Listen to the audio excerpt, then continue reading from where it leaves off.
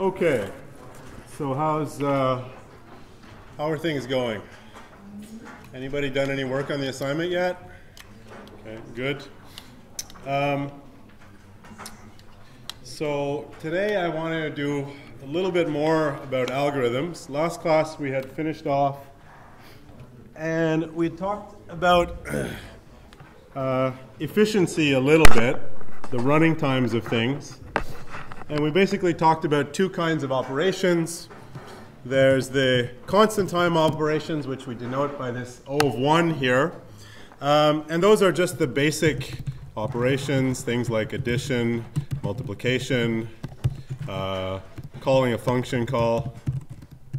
So just the act of calling the function, not what the function actually does. Things like that. And then we saw sort of another class of things, these O of n time operations. And these were things like iterating over a list. And that's, of course, the list of length n. Summing up the elements in a list, a for loop that executes n times. And then inside each of those n iterations, some constant time thing happening. And now the question is, well, what's in between here? I mean, one is fast, super fast, and the other is accessing a set. And then the other is fairly fast. I mean, but you know, if n is 1,000,000, it's 1,000,000 times slower to do an O of n operation than it is to do an O of 1 operation. And what's in between here? Well, one of the things I'd like to show you that's in between here is so-called binary search.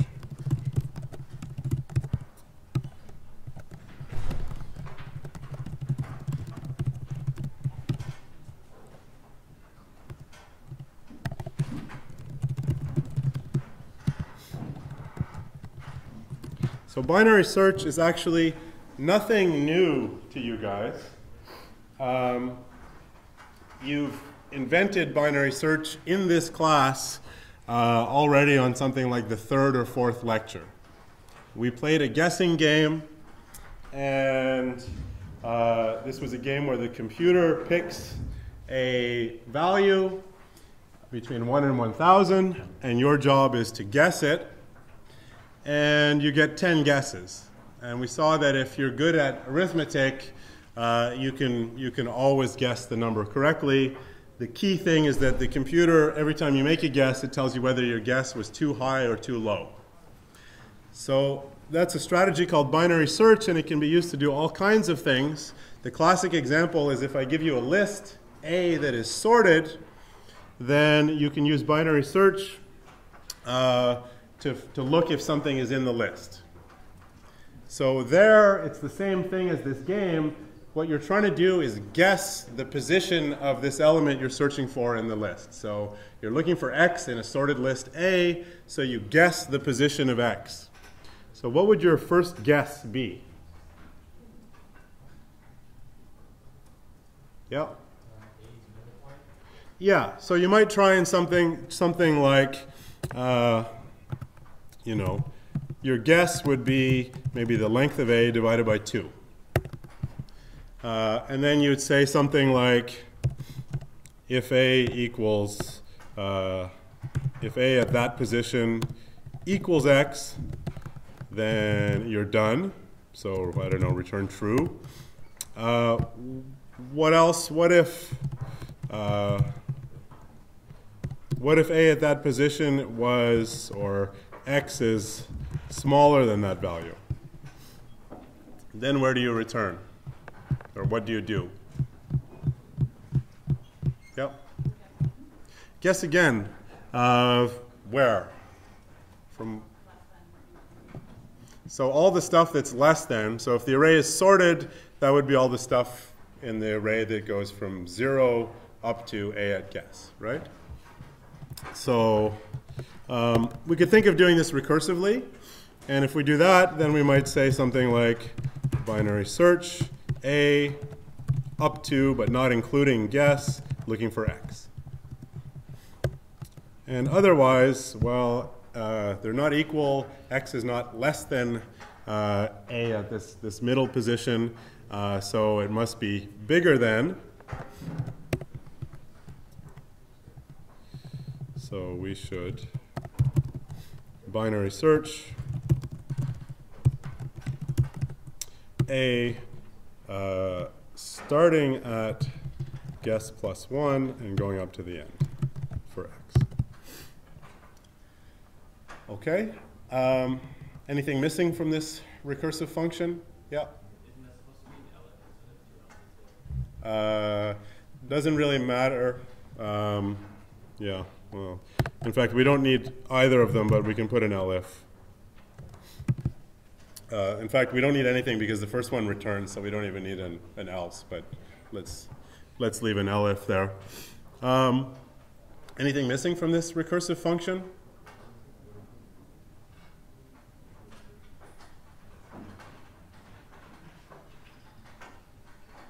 Yeah. I have no way to tell if it's what? It's not found in the array. Aha. So when is it not found? Yeah. So when there's nothing left in the array, then you didn't find it, right? I mean, eventually the array size will come down to 1. 1 is not a problem because we take the length of the array, we divide it by 2, that gives us 0, and we check position 0, and if it's equal, we found it. But then otherwise, we're recursing on these arrays that have no length at all, right? We recurse on the stuff before that, which has no length. So there's a base case missing, which is if the length of A equals 0, well, guess what? X is not in the array. Definitely X is not there if the length is 0. Okay. So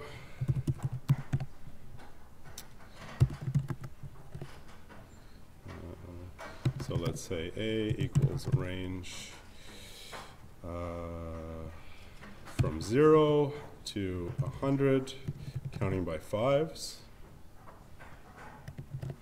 So that's a sorted array. And let's try and binary search A for the value 10. True. If we search for the value 11, false. Okay. And we can see what happens when we do these searches. We can, if we want to, we can print out the array A at each step.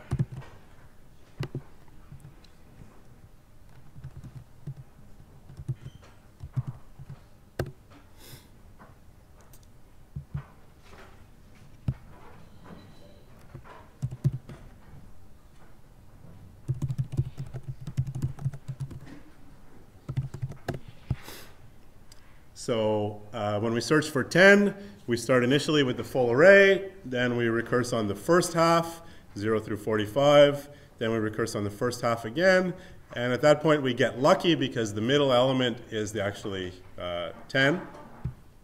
So we guessed correctly there. If we search for 11, it goes the same way, except at this point the middle element is not the one we're looking for, so we recurse on 15 and 20, and then we recurse on 15, and then eventually the empty set, and we return false. Yep. What line of code is it actually returning the whole list? At what line of code is it returning what? The list that you have the actual sample of the list. It's not returning the list, it's just printing it here. Where, oh, you have print. Yeah, I just put in a print statement so we could watch this thing execute. And we can watch it execute for some other number like, I don't know, 78. So there we recurse first on the second half, and then on the second half again, and then on the first half, then finally first half, and then nothing. Okay? So,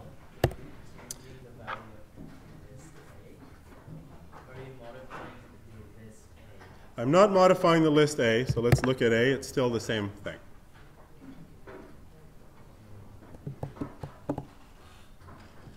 So why? So the question was, am I modifying the list A? Because every time I print A here, it's showing me a different list, a smaller and smaller list. So what's happening? Yep. Yes. So remember, every time you make a function call, you get a stack frame that holds all the variables and parameters for that function. And so the execution of one of these things is looking like this. You know, you call it first, and A has 0 up to 95, which then calls itself recursively, which has a new value of A that's maybe 0 up to, I don't know what it was, 45, and then that calls itself recursively, which has, I don't know, 0 up to 20, and so on. So each of these stack frames has its own value of A. We're never changing the original value of A here. We're not changing the array A. But that's a good point. So how many times do we call this thing? So how many recursive calls do we make here? Go ahead. Log of n. So log of the number of the length of A, which we'll always call n, the number of elements we're searching for. And it's at most log of n, log base 2 of n. And that's because our informal definition of log, the base 2 log, is how many times can we take n and divide it by 2 before we get something smaller than 1. And this algorithm does exactly that. It cuts n in half, so its length decreases by at least a factor of 2. And I say at least because we actually pull out the middle element and different things happen depending on whether it's odd or even, but it's at least a factor of 2. It gets smaller. And so we can only do that log of n times before we get down to nothing. So we make log n recursive calls here. So after log base 2 of n steps, we get down to a state where ... A is empty, in which case we're done. We conclude that we didn't find it. Or we got lucky and we found it before that just because we happened to pick it right in the middle if it's there. But if the thing we're looking for is not in the array, we always go right down to this bottom level of getting an empty list. Okay, so what's the running time of this thing?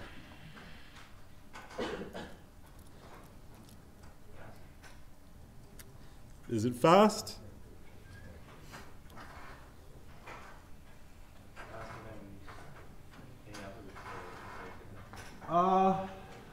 Is it really faster than anything else? I mean, another thing we could do is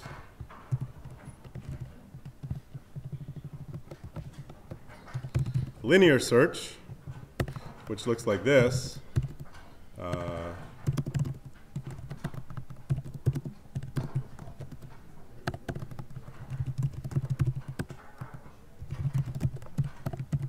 little bit simpler to implement and understand. We iterate over every element in A. We check if it's equal to x. If so, we return true. And otherwise, we return false. So that's another version of this thing. Or another thing that we'll search in there. This has the added benefit that you can search any array. It doesn't have to be sorted. So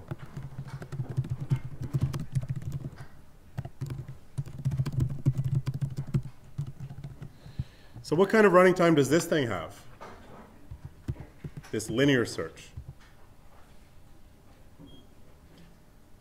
Is it O of 1?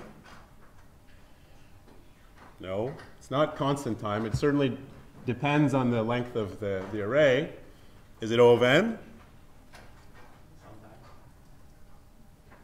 I mean, in the worst case, in particular, if you're searching for something that's not there, then you go through the whole array, checking if x is equal to each of those elements, and eventually at the end you return false. So you go through the whole array, and so that means it's at least O of n, and it's not more than that because that's all you do is go through the array and just check a couple of things inside there.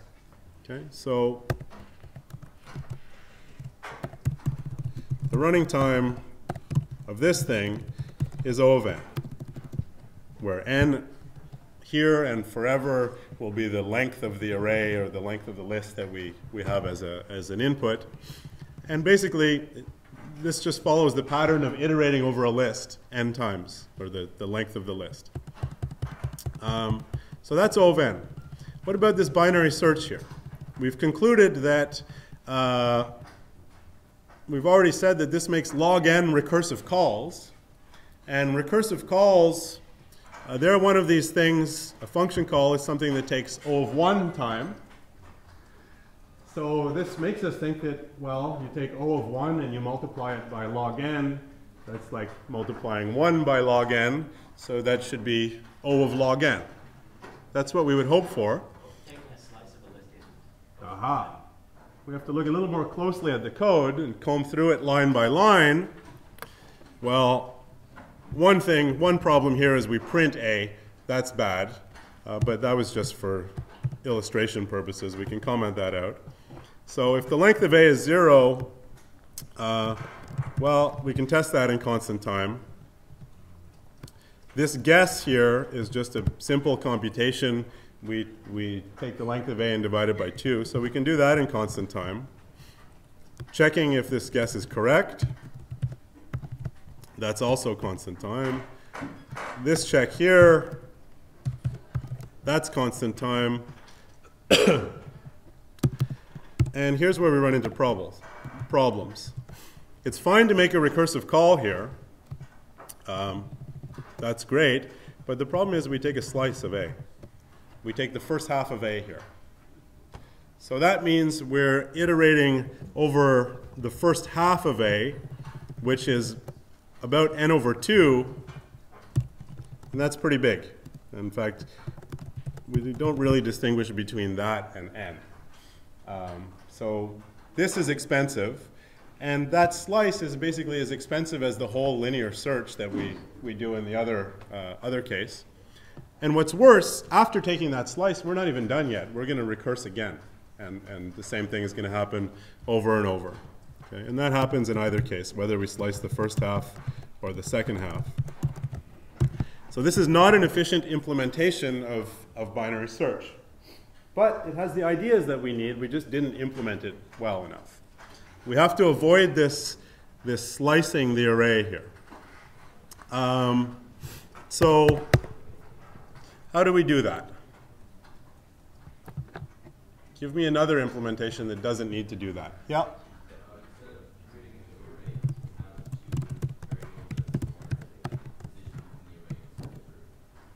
Sure.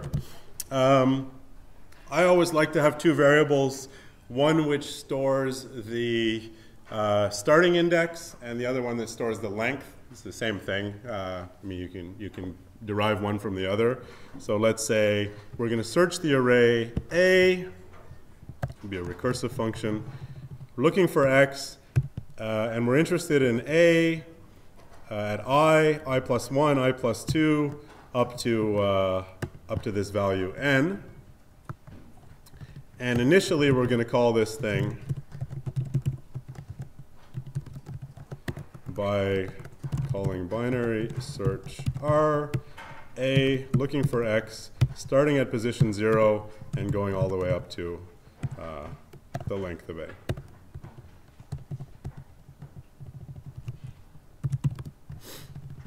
Okay, so now we just need to write this out a little more carefully.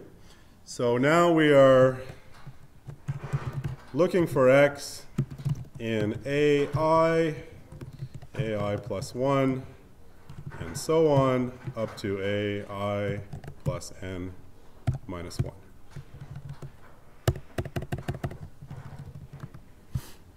Okay, so what's the first step?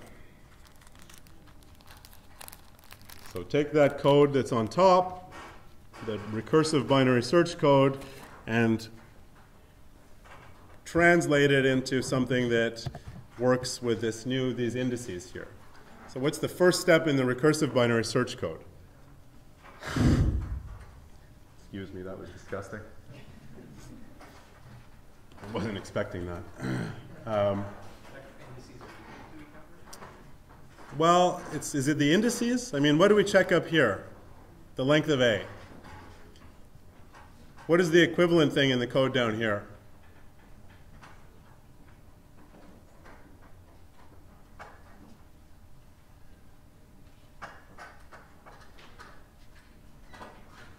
Yep.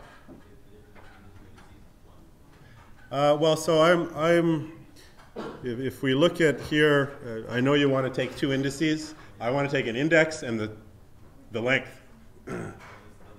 Yeah. So if n is 0,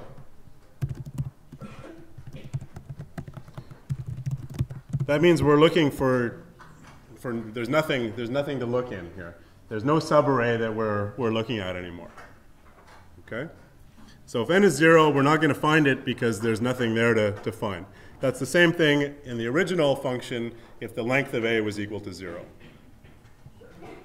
Otherwise, we're going to make a guess.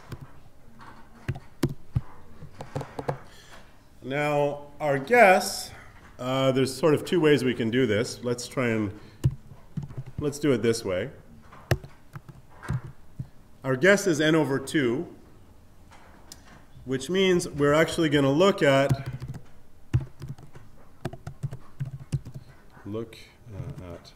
A at I plus guess. Okay.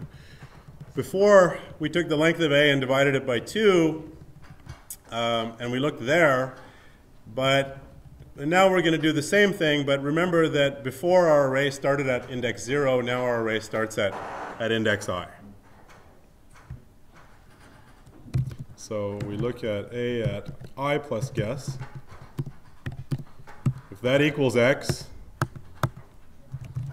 we return true. Otherwise, if A at I plus guess, if x is smaller than that,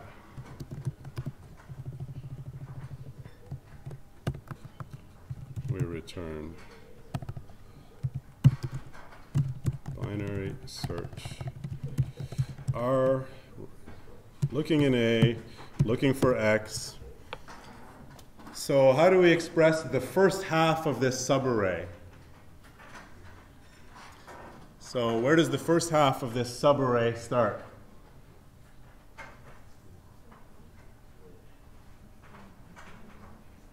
Starts at I. So the subarray we're looking at is I up to AI plus 1, AI plus 2, and so on up to AN minus 1. So it starts at AI, so the first half will also start at AI. So we leave that there. And what's the length of this subarray?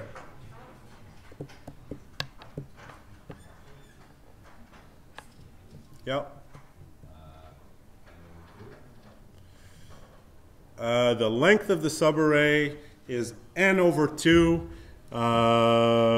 because it starts at 0 and we checked that. Yeah, so it's actually guess. So the n over 2. Good. Otherwise,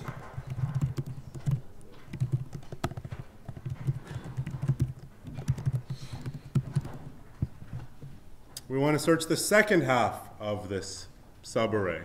Where does that start?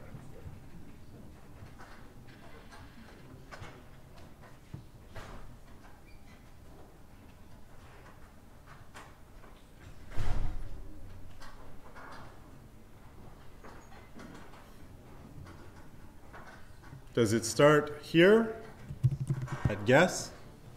No? What's wrong with that? Does it start there at guess plus 1? I plus guess plus 1. So remember, the thing that we looked at, this middle element of the subarray was at position I plus guess. That thing is smaller than x. We've determined that now. And so we must start right after that thing. So I plus guess plus 1. And then the length of this thing is n minus guess minus 1.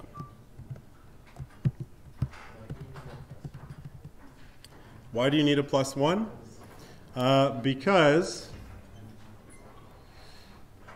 I mean, this is the picture we have is we're searching this subarray that starts at I and it goes up to I plus n minus 1. And so we got, here we have I plus guess. And we've checked, we've compared x to this value here. We know x is not equal to this value. So now we want to search this part. So that starts at I plus guess plus 1, right? Comes right after the value we have just checked. Okay. Shall we test it? No? Are we afraid to test it?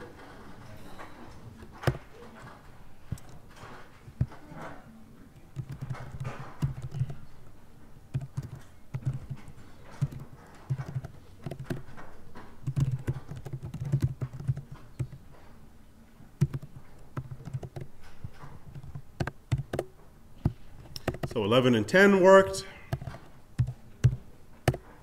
95 works. 94 works. So indeed, seems to be working for us. And if we want to, see exactly what's happening, we can still put in a similar print statement, except now we print a from I up to I plus n.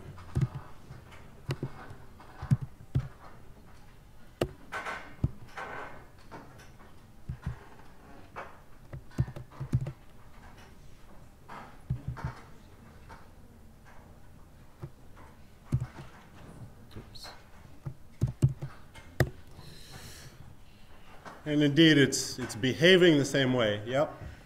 In the first half, the second time you run the binary search, Yep. is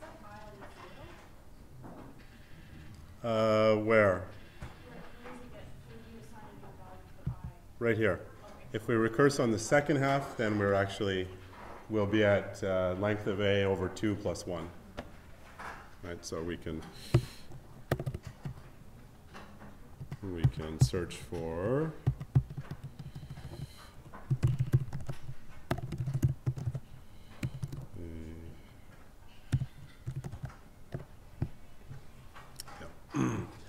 so there it is in the first call. It checks to see if x is equal to 50. In this case, it's not. It's bigger. So then it recurses on that position onwards, 55 till the end. Okay. And now if we look at this code, well, again, forgetting this print function, which is just there for illustration, all of these lines of code, they run in constant time.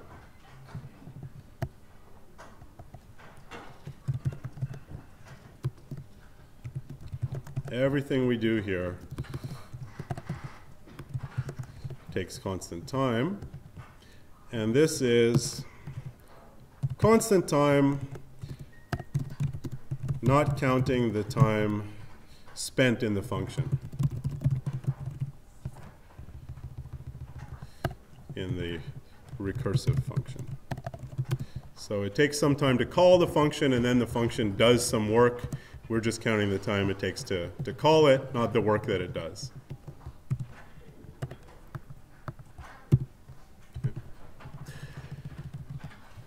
So, and now we've unraveled this thing and we see how it executes.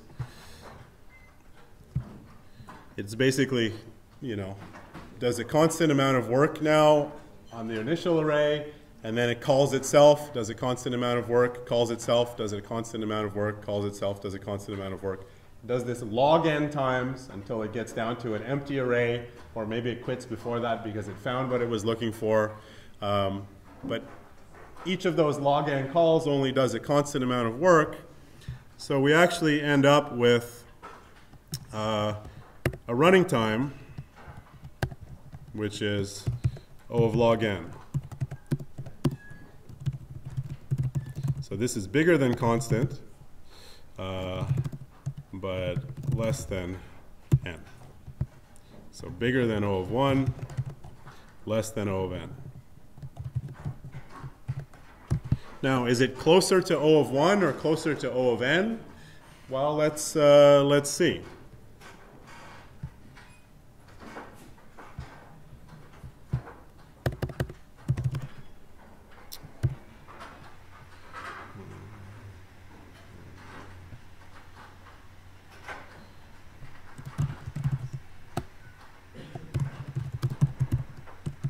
So this logarithm function, does it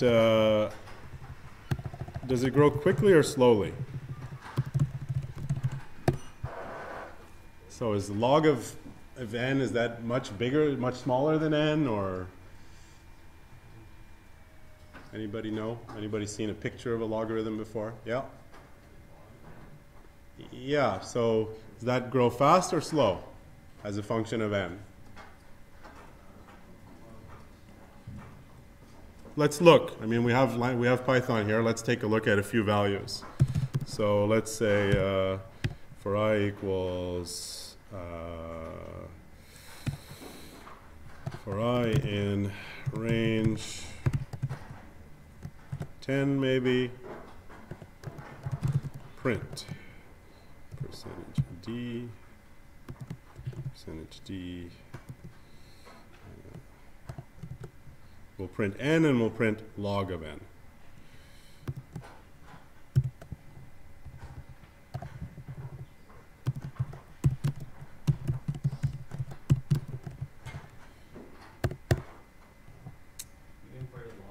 Yeah.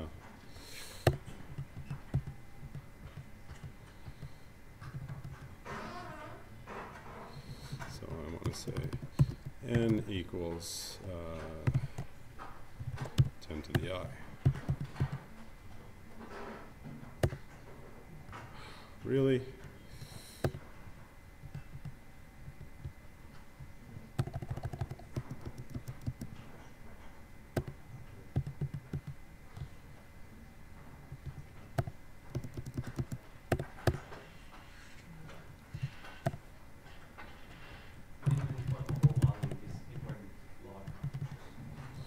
I'll get there eventually. Okay. So there is the way log grows compared to n. So, you know, when n is 1, log n is 0. When n is 10, log n is 3. When n is 100, log n is 6. And here we have a number with, I think it's 90, so that's a billion. And then log n is 29. Okay? So if we do binary search on a list which has a billion items in it, we will look at 29 items before we find what we're looking for. Isn't that log base 2 then? No, this is log base 2. That's what the comma 2 is there in the call to math.log. Okay? So we can go, we can handle some pretty big lists here. Python won't let me make a list of a billion items. That I'll run out of memory before that happens on this machine. Okay, so great. Binary search is super fast that way.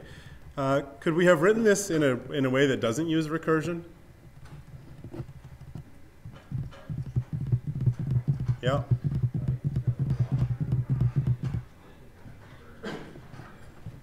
Yeah, so we could turn this whole thing into something non-recursive, and I think we can.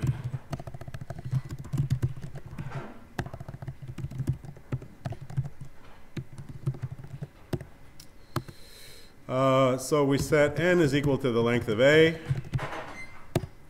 and then we say something like while n is bigger than 0, and maybe we start with I equals 0.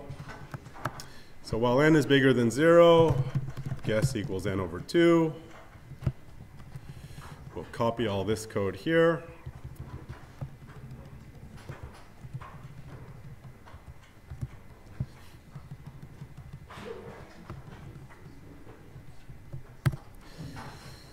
So the same thing is true here. If a at I plus guess equals x, we return true.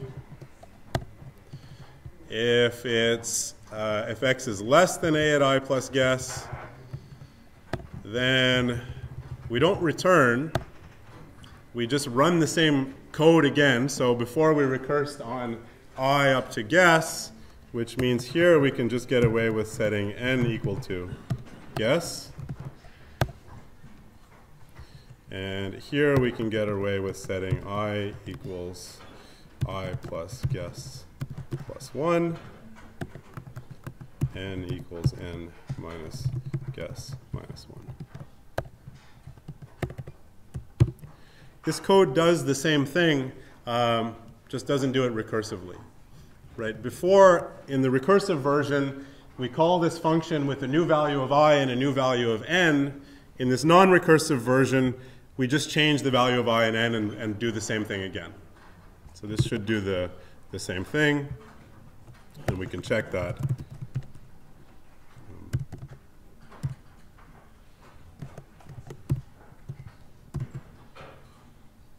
Oh, and then the last thing we need to do is return false if we never find what we're looking for.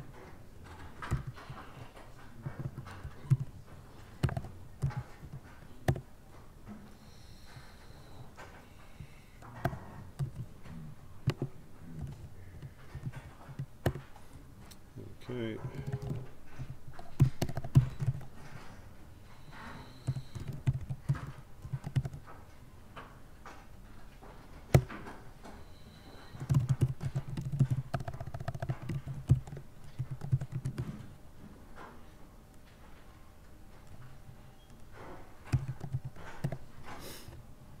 Okay, so this does the same thing as before, just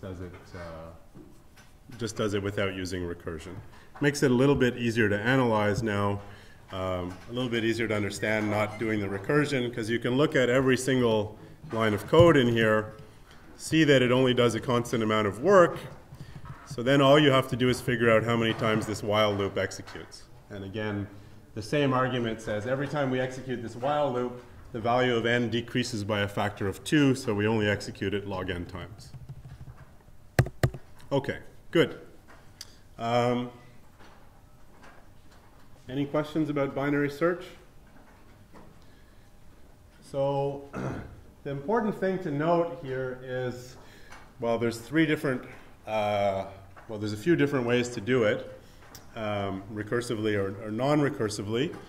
But the real thing is, this isn't just about searching in sorted arrays.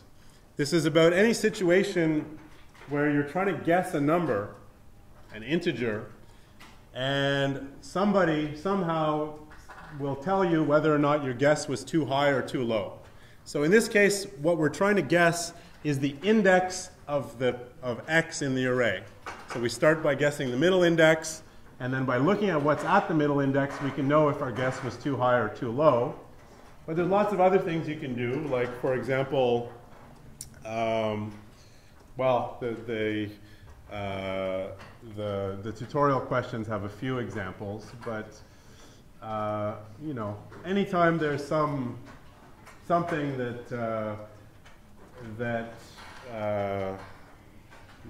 you have this kind of clue. So a common thing might be if you have a list and all the values at the end of the list, there's some values in the list, and then the rest of the values are all null or none, and you're looking for the last value that's not equal to none. Well, you can do the same thing. You keep guessing. If the value you're looking at is none, that means you guessed too big. You should look at the front.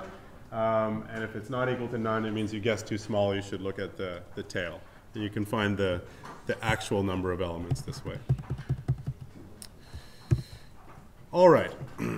Let's try and analyze look at and analyze another kind of algorithm. It's an algorithm for sorting an array, and it's called insertion sort. So insertion sort is a really simple one. It's a way you might try, and if you were really a type A personality, then after you play a game of cards, it's time to put the cards back in the playing cards back in the box. And if you're really the kind of person who cares about these things, then what you want to do is put them back in the box with all in the right order. The aces first, then the twos, then the threes and the fours, and so on. And then you might want to sort them that way. And the way you do it is, in your hand, you keep a bunch of cards which are in the right sorted order, and then you pick out another card with your other hand and flip back until you put that in the right place. So that's why it's called insertion sort, because part of it is sorted already. You take a thing that's not part of that sorted thing and you insert it into the right place. So how does this work when you try and code this? Well, it looks something like this.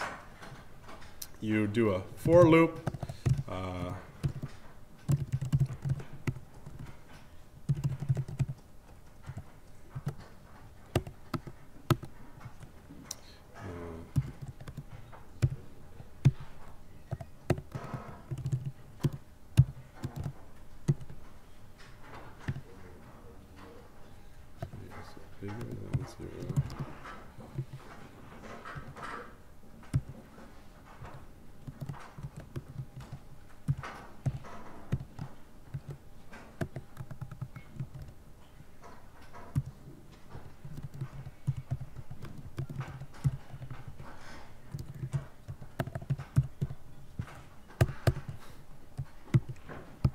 Okay, so here's what we'll do.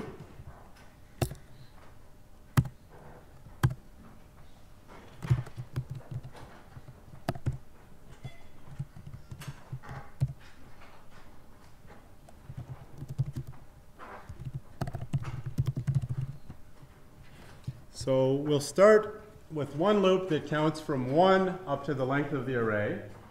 So that's I. And when we start that loop, we'll make sure that A at 0 up to A at I minus 1 is already sorted, in sorted order. So let's see. When we start, I equals 1. And so that says that A at 0, that element by itself is in sorted order. It's just one value, so it can't not be in sorted order. There's nothing to compare it to. So now, what we want to do is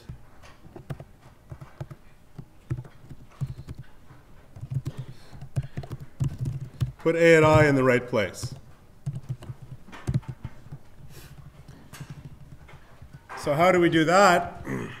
Well, we start at position A at I, and we check to see if A at I is, or we'll call this J now, if A at J is smaller than A at J minus 1. So that means they're in the wrong order. That means that A at J is, well, it means they're in the wrong order. J is bigger than J minus 1, so that the value stored there should be bigger. And if they are in the wrong order, we swap them, and we decrease the value of J. So let's maybe take a look at what happens here. We'll start with a print statement at this point, and then we'll look a little more deeply at it.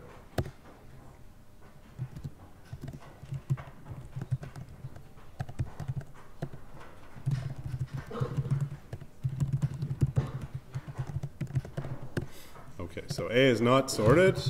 And now we run insertion sort on A. And this is the sequence of arrays that get printed. So this loop here, we have an array of length 10. This loop executes 9 times. And each time it executes, it prints out this array.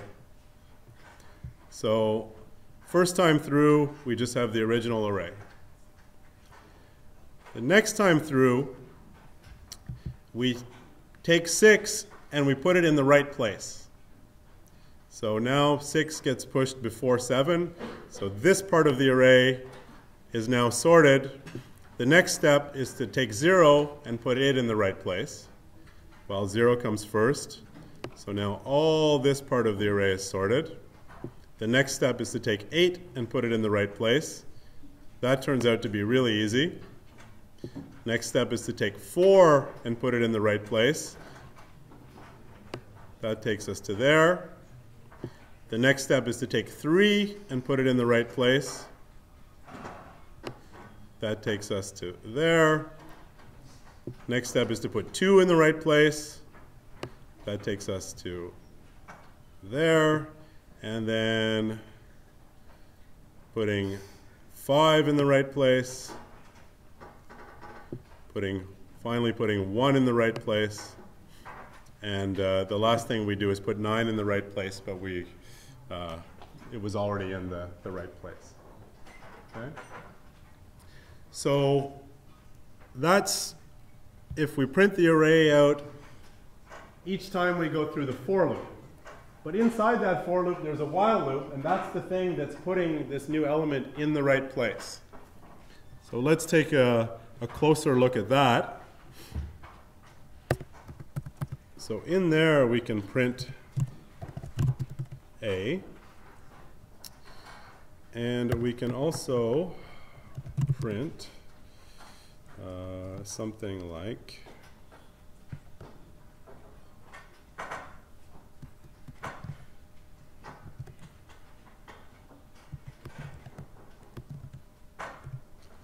this. See if that does what we want.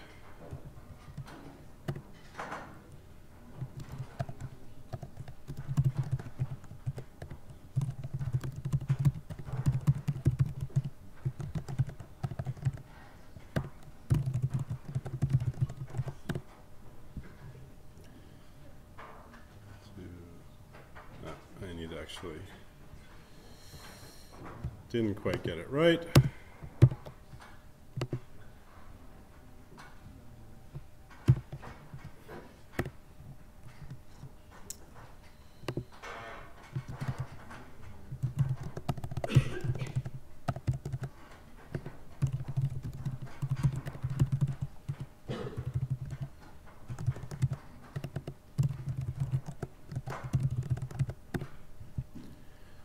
Okay, so now we can see this illustrated a little more, a little bit better, not great. So now we actually draw this thing so that we have a little caret that points to position J here. And so if we look at this thing, the first time, so this is the first time we pass through this thing, J points to 8 here, and well, it swaps 8 and 9, and then we finish. 8 and 9 are in the right places.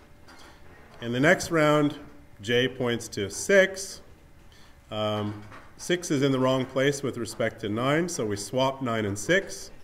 J is still pointing to 6, and it's in the wrong place with respect to 8, so we swap 6 and 8. Now it's time for the next round again. We start with this cursor J pointing to 3. And 3 is in the wrong place with respect to the thing that comes before it, so we swap those two things. It's again in the wrong place with the thing that comes before it, so we swap those two things. And again, we swap these two things till it's in the right place. And that's exactly what this code is doing here, right? This J here, as long as it's bigger than 0 and the thing that comes before it, the thing at position J minus 1, if that's bigger than the position at J, we swap those two, putting them in the right order, and then maybe we have to keep moving this thing forward. Okay? So any questions about how that works? Easy or completely lost? So who thinks this is easy? It's trivial.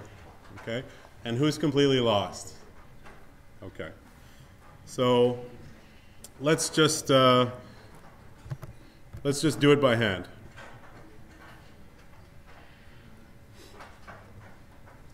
So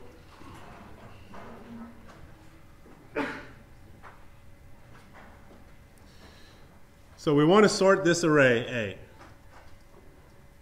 and we're going to keep some part of it at the front that's already sorted. So the first thing we observe is that the first element by itself, there's nothing to do. It's already sorted. So now we want to put this element in so that we have both these things in sorted order.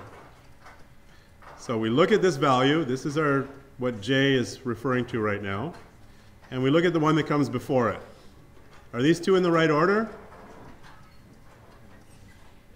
Yes. 6 is bigger than 5, and it comes after 5 in the array, so we're good. We're done. At this point, we're done.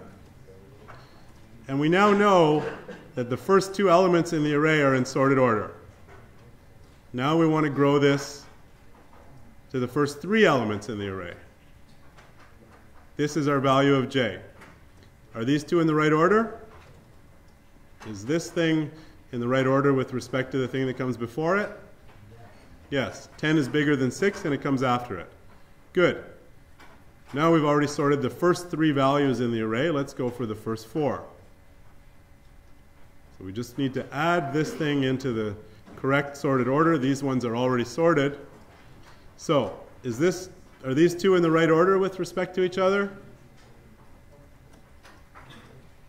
So is 10 bigger than 2 or smaller than 2? It's not a trick question. 10 is smaller than 2? You know? 10 is bigger than 2. And right now, 2 is showing up afterwards, so these two things are not in sorted order. So we swap them. 2 goes here, 10 goes here, and the value of J decreases by 1 so that it's still pointing at 2. Now we look at this thing and the thing that comes before it. 2 and 6, are those in the right order? No. So we swap them. 2 goes here, 6 goes here,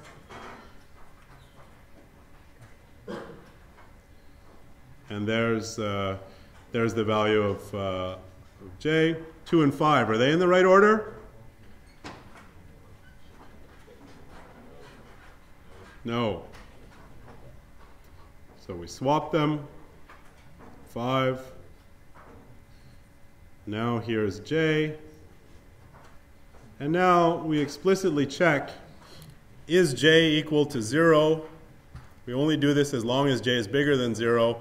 At this point, J is equal to 0, so we stop at this point. We put the smallest value in the front. Okay?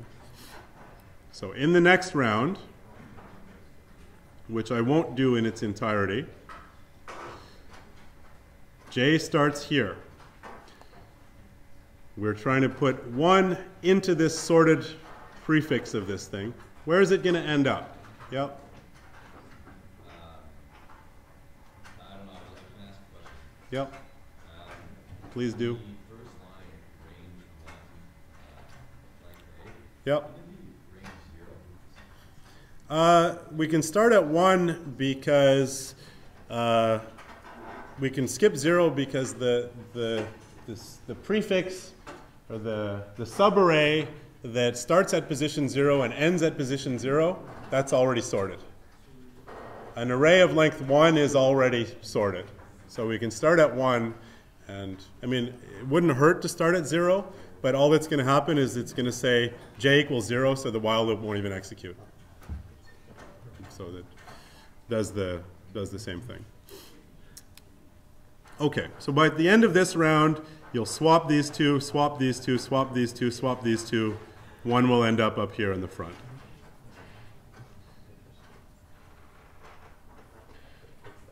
And then at the next round, you start here, you'll swap these two, swap these two, swap these two, and then stop with 3 there between 2 and 5. Okay. Is that? I suspect that's not any more clear for the people who didn't understand, and it's useless for the people who did understand. So, perfect. So how long does this thing take? Is this a fast algorithm or a slow algorithm? How would you make this run as slowly as, what's the worst kind of array to give this thing? What do you mean nested? like an array of arrays. I don't think that that matters. I mean, a problem with an array of arrays is what does it mean for one array to be less than another? Well, I mean, let's try and see what it does. For instance, what if I give it the array 1, 2, 3, 4, 5, 6, 7, 8, 9? So what happens then? We start with j equals 2, or j pointing to 2. Are these two in the right order? Yeah. So we do nothing and move on to j equals 3. Are these two in the right order? Yep. And then these two are in the right order. And then these two are in the right order. And these two are in the right order. And right up until the end. So everything in this while loop here never executes because every time we check, j and j minus 1 are in the right order. So that's somehow the best thing that could happen is we start with a sorted array like this. So what's the worst thing that could happen? Yep. Everything is in the wrong order. So in particular, we could have an array that starts like this.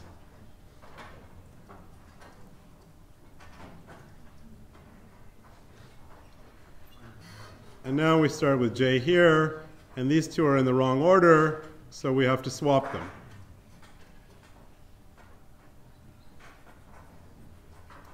So what we did there was we swapped 8 and 9, we did one swap. Now these two are in the wrong order, so we have to swap them.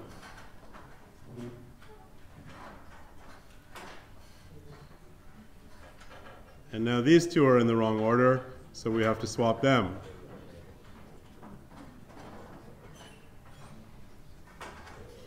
So that was 2 swaps. What's going to happen when we try and put 6 in there now?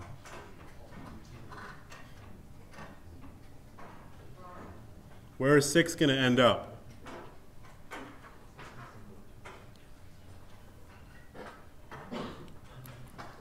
Okay, so I'm getting the feeling nobody understands anything right now. Is that correct? Yeah. So either nobody understands anything or nobody cares. So if nobody cares, I can leave. We can forget about this. You can do the assignment, or if nobody understands anything, then you should ask me questions. So you have an answer. 6 is going to end up moving to the front. And how's it going to get there? Swaps. One step at a time. First it's going to swap with 9, then it's going to swap with 8, then it's going to swap with 7. So it's going to have to do 3 of these swaps. And the picture at the end of that is going to look like this. Now we want to put in 5, and again, 5 is going to go all the way to the front, and it's going to have to swap with 9, 8, 7, and 6. So it's going to be 4 swaps. And so on. The next one's going to take 5 swaps, 6 swaps, 7 swaps, 8 swaps, and I think we stop there. Okay. That seems like a lot of work. So this was 10 elements, and the number of these swaps that we did was 1 plus 2 plus 3 plus 4 plus 5 plus 6 plus 7 plus 8. In fact, it's going to go, well, that's only 9 elements plus 8. And in general, if we have n elements, this is going to go up to n minus 1. This is the number of swaps that we're going to end up doing. So, anybody know what all that adds up to? Yeah.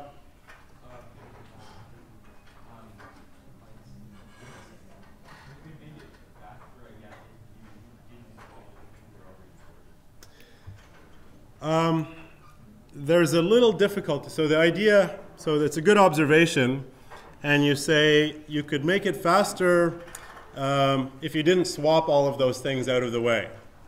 So you're saying at some point we have this sorted thing, we're now trying to insert this thing. And then there's some other unsorted stuff yet. So how could we insert this thing faster?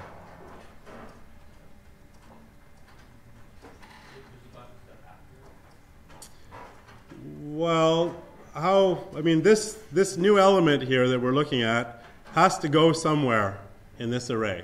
We'll call this element X. We can call this array here A. This sorted part of the array, we can call it A. Yeah? Do you like somehow every time you do a swap, you keep that number and add it on to it again? Not really. More, I want to get, I mean, ultimately we'll see we can't make this faster, but let's try and understand why. Because here we have this element X, it's the thing at J. We have this array A, the first part of the array, which is sorted. And we want to know where X fits into this sorted array. Have we ever seen anything like that before? We have a sorted array A, and we're looking for a value X in the sorted array A. Binary search. So we could do binary search here to find out where X has to go. And actually, that would point to the location where we have to insert X. And it would only take us log of the length of A steps here, or in this case, it's log of J steps. That would be way faster than the J swaps that we might have to do otherwise, right? So if J is 1 billion, we might have to do 1 billion swaps, but if we use binary search, we'd only have to, the binary search would only look at 29 elements instead of 1 billion. That would be a lot faster. Problem is, it's not just a question of finding where to put X, but actually putting it there. Because now we have this picture that says, okay, here's X. You need to insert it right there, between some two values. And there's no place in between those two values. This is an array. The only thing that we could do is to push these things over here to make room for X. Well, pushing those things over is basically just pushing them over one at a time, which is what we were doing when we were swapping with X all the time. So you could use binary search to get there faster, but it doesn't solve the problem because there's still a bunch of stuff that has to move out of the way. And so we do these swaps to both find what we're looking for and move everything out of the way that needs to move out of the way. But binary search would be a good, it's a good idea. It just doesn't work in this particular case because there's too much stuff that has to move out of the way. Okay. So we've decided that if you pass this thing an array that's sorted in the wrong order, then at the first step you have to swap once, the second step you swap twice, then 3 times and 4 times, all the way up to n minus 1. If I add up all those numbers, does anybody know what they add up to? N times n minus 1 over 2. Very good. Plus 1. It's actually n times n minus 1 over 2. The plus 1 you're thinking of, if this went up to n, then there would be a plus 1 there. Does anybody know where that thing comes from? Anybody seen that before? There's a cute story behind it. So who's the hero of the story? No, not Pascal. Yep. Gauss. How old was he in the story? Yeah, 9 years old is the version that I've heard. The story goes, Gauss's teacher was tired of teaching one day, and he said, okay, kids, I want you to add up the numbers 1 through 100, and then get back to me when you have the answer. And he figured he could go out and have a smoke or something. And unfortunately, before he was finished writing the question on the board, Gauss put down his slate and said, here's the answer. And so how did he do that? Well, the story goes, did a clever trick and realized what he was trying to do is add up a bunch of boxes, count some number of boxes. Look like this. So he made in his head, he made a little picture like this.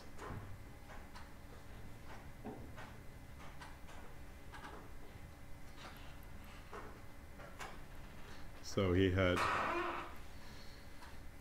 n minus 1 boxes down here, and then 1, 2, 3, 4. So the question is, I mean, that sum is how many of those boxes are there? That's what this sum is asking for.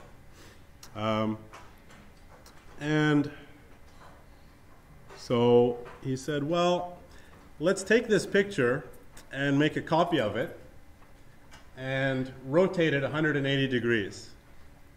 So that these n minus 1 boxes on the bottom here, they show up as n minus 1 boxes on the top here.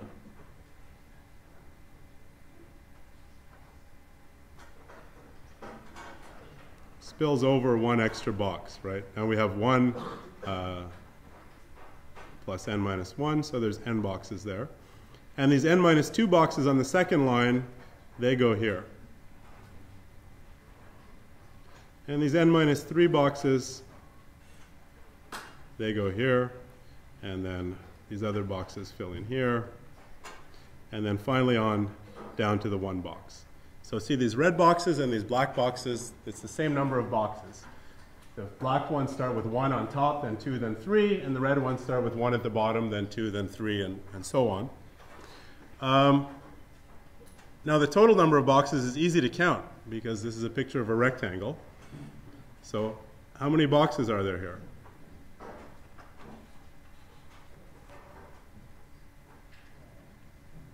It's a rectangle that has side lengths n minus 1 and n. So n minus 1 times n is the number of these things. How many black boxes are there? Half of them are black, half of them are red. So the number of black boxes is that number over 2. So that's the way to remember that this sum is, if you count up to n minus 1, it's n minus 1 times n over 2. The more familiar way of seeing it is that you count up to n, then it's n times n plus 1 over 2. And usually you forget the formula, but you can always draw this picture to remember it. Okay. So if we do this, if we run insertion sort and we get a bad unsorted array, then this is the number of swaps we end up doing, and this number is n squared over 2 minus n over 2. Now this number n squared here, that's not one of these things we've seen before.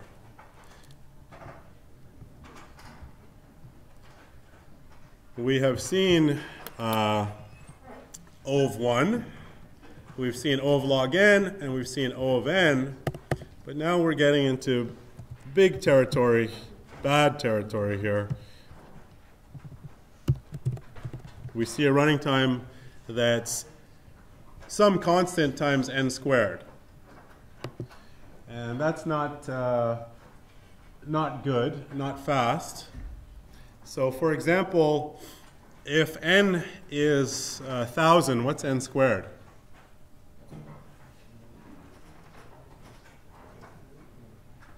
This is not a tricky question. What's 1,000 times 1,000? Nope. Yep. 1 million, right? 3 zeros on 1,000. When you take 1,000 times 1,000, you get 6 zeros, so that's 1 million. So if I try and run this thing on an array that has 1,000 elements in it, and it happens to be in the wrong order, then it's going to do about 1 million swaps, or 1 million divided by 2, so 500,000 swaps. That's not very fast, and we can check that. My mouse is really borked now. Good. We can check that just by running it.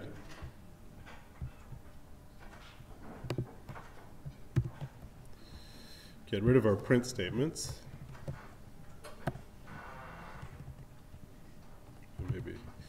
Maybe just comment them out.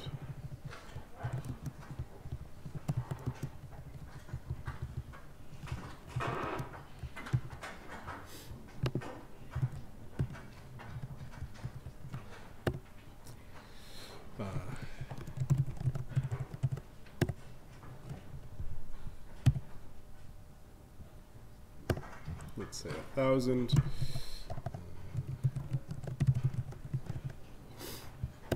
So that seemed fast, because they're already sorted. And we decided that if they're already sorted, nothing happens. You just pass through this thing and you realize that it's already sorted. So let's say, I think there's a function called reversed of A.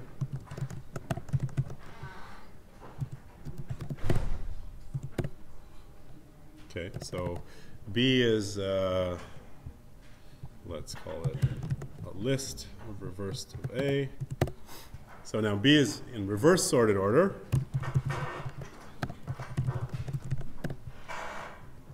It also seems pretty fast. So maybe 1,000,000 is not a big enough number. Let's try again, sorting 10,000 elements.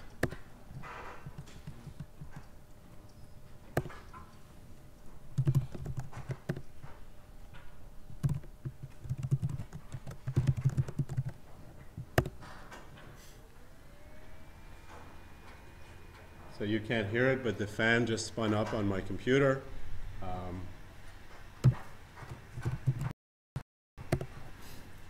System monitor is showing one of the CPUs. Oh, finished finally. But that, now B is sorted, so it's not going to do anything interesting. So if we run this thing, it takes a little while, and you see one of the CPUs just has to devote itself to doing this for quite a while. And 10,000 elements, that's not a big number. But that's if the list is reversed. What if it's not reversed? What if it's instead random?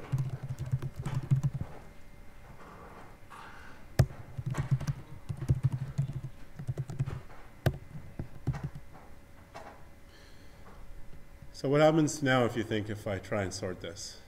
Fast or slow? I'd like to keep this bump on the screen. It's taking a little while. So notice this bump here, that's when we sorted the reverse list, and this bump over here is when we sorted the random list. Can you compare those two? Yeah?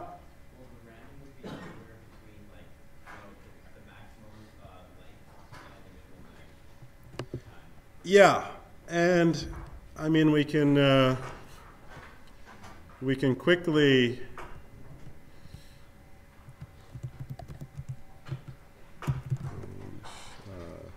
let's go for 20,000.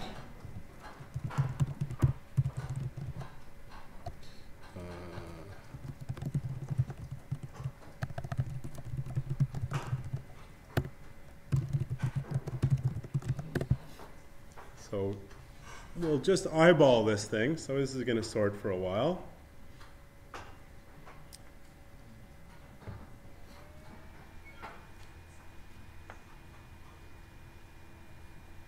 Up on the system monitor, we can see it. For some reason, it likes to switch the CPU that's running this every once in a while. Takes some time and should finish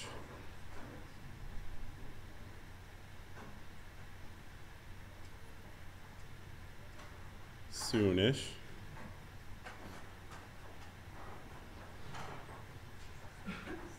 So remember last class, there we go. Last class we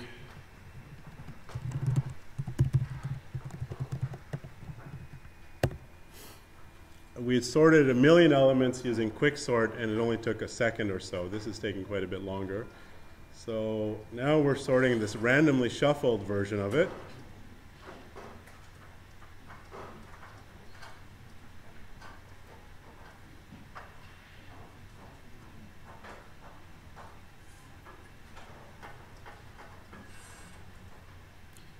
And it's done. And you may or may not have noticed, but it took about half the time. Yep. Selection sort, I forget which one that is, but no, I don't think so. Of those kinds of sorting algorithms, usually insertion sort is the fastest. It took half the time, roughly, to sort a random thing versus the reverse thing. So, any natural way to explain that?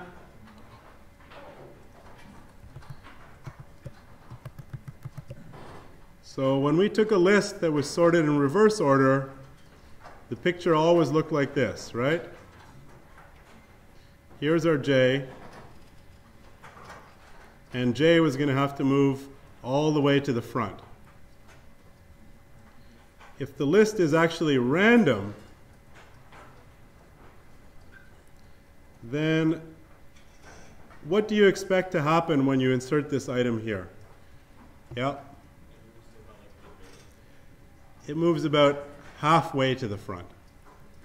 And actually that shows up in the running time almost perfectly, that a random list, it takes about twice as fast to sort as a list sorted in reverse order. Unfortunately, twice as fast of really slow is still really slow.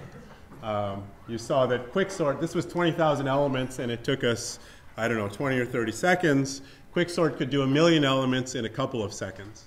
So next time we come back and look at algorithms, we'll see why things like quicksort are so much faster than insertion sort. So let's leave it at there for today.